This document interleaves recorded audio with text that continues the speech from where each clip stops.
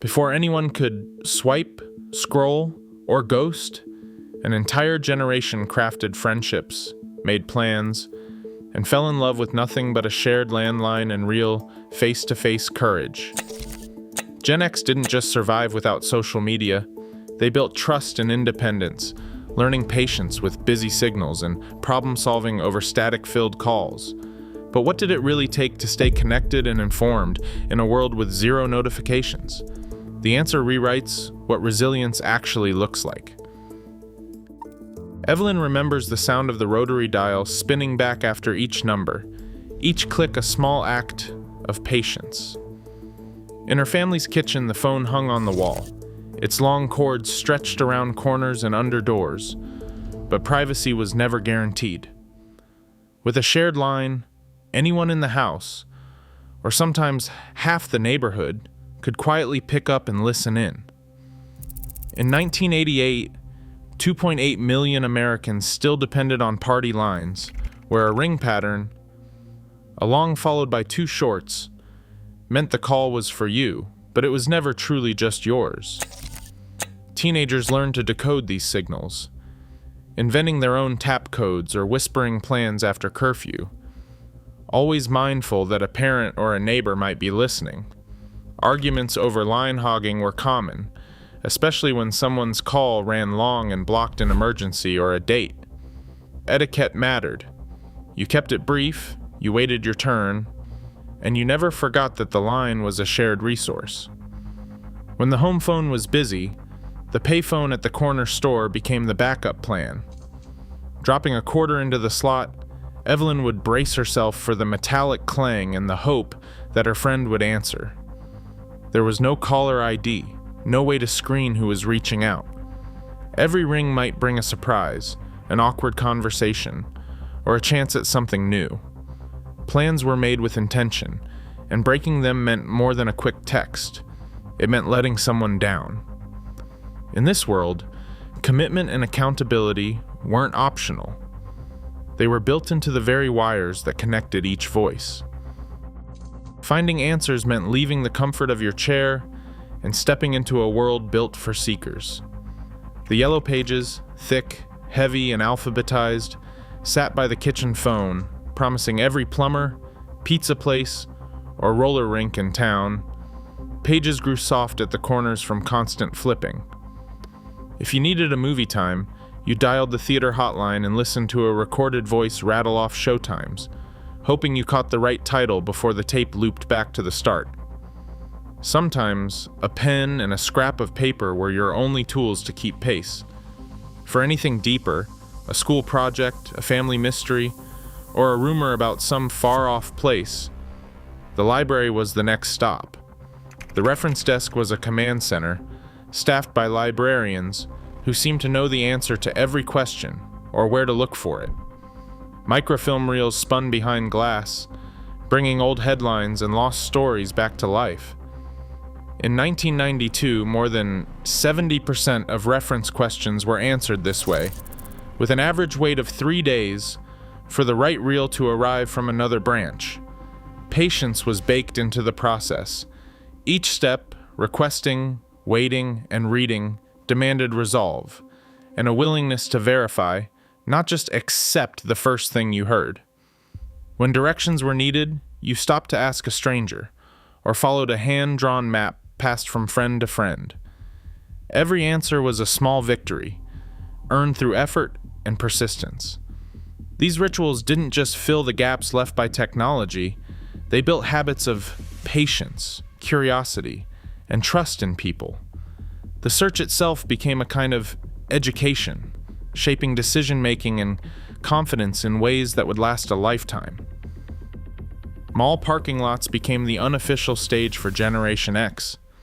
After school or on weekends, groups would gather for hours, leaning against car hoods, passing sodas, and watching the ebb and flow of their peers. There was no agenda, just the slow burn of time spent together. Rival skateboard crews might size each other up, circling the lot in a silent contest of bravado and skill. Sometimes a misunderstanding would spark, and the only way forward was face-to-face. No texting, no hiding behind screens. Teens learn to read a slouch, a sideways glance, the difference between a joke and a challenge. By the mid-1990s, mall security patrols reported a 12% spike in youth disorder calls during summer, a sign that these gatherings were more than just harmless fun. They were live fire training and social navigation. Every encounter, whether a clash or a reconciliation, sharpened the ability to pick up on nonverbal cues and resolve conflict in real time. Hanging out for hours wasn't just killing time.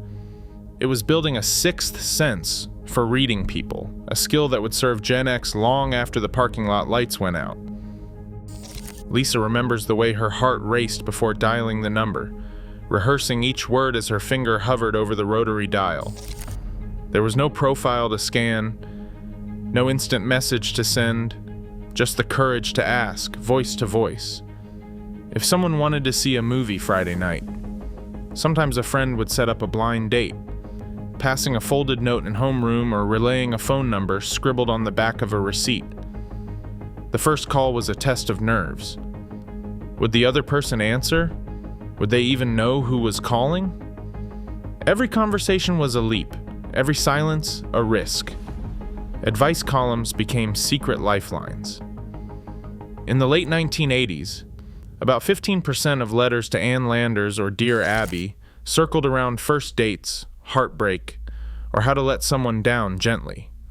Lisa clipped out answers and tucked them into her diary, hoping for wisdom. A 1988 People magazine story described the ritual. A girl calls at 7, arranges a ride after football practice, and hopes for a yes on the second ring. Breakups did not happen by text. They came by phone or in a handwritten note left in a locker. Each ending stung, but it taught something real about honesty and closure. In a world that demanded face-to-face bravery, every date, every rejection, every shaky conversation was a lesson in vulnerability and trust. Friday nights meant a pilgrimage to Blockbuster, where the blue and yellow glow promised a world of possibility. Marcus remembers scanning the shelves, fingers trailing over plastic cases, the air thick with the scent of popcorn from the lobby. Choosing a movie wasn't just about entertainment. It was a group negotiation, each friend lobbying for their pick, knowing that once you left the store, there were no second chances until next week. Forget to return the tape on time, and a $1.25 restocking fee would sting. No streaming service ever taught responsibility like that. In 1993, late fees made up 19% of Blockbuster's revenue, a quiet reminder that deadlines mattered. Back home, the ritual continued. Rewinding the tape, adjusting the tracking, fighting for the best spot on the couch. Sometimes the movie disappointed, but the night never did. When boredom crept in, creativity took over. Marcus spent hours crafting mixtapes, recording songs off the radio with perfect timing, pausing to avoid the DJ's chatter. Each cassette was a personal artifact, handed to a friend or crush, a soundtrack to a summer or a heartbreak. When the tapes ran out and the movies grew old, the only option left was to head outside, invent a new game, or let imagination fill the gaps. In the waiting and the wanting, Gen X learned to savor anticipation and to make their own fun. There was no scoreboard for popularity, no tally of hearts, followers, or digital applause. Identity took shape in quieter ways, shaped by what you did when nobody else was watching. In the absence of constant feedback, self-worth grew from private victories and local reputation. Someone might spend a whole summer learning guitar in the solitude of their bedroom, not for an audience, but for the satisfaction of nailing a tricky chord progression. Recognition, when it came, was subtle. A nod from a friend at school, a request to play at a backyard party. Privacy was the default, not the exception. Mistakes faded quickly, and experiments in style or taste did not linger in a permanent archive. In this world, motivation ran deeper than likes or shares. The drive to improve, to create, to connect, came from within and from the trust built face-to-face. In this way, Gen X learned to measure themselves not by numbers but by lived experience and the quiet respect of their peers. Out of all the waiting, wandering, and face-to-face risk-taking, something lasting took root. Generation X learned to trust their own judgment, to solve problems without a search bar, and to navigate conflict in person, not behind a screen. The effort it took to make plans or find answers built a quiet confidence, a sense that you could handle whatever came next. Friendships grew deeper, stitched together by shared experiences and the patience it took to see things through. Communication wasn't just about talking, but about listening, reading a room, and knowing when to speak up or hold back.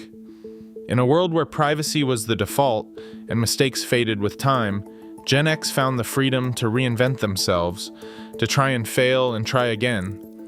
The skills forged in those analog years, resourcefulness, resilience, and the ability to truly connect, still echo in the way they live and lead today.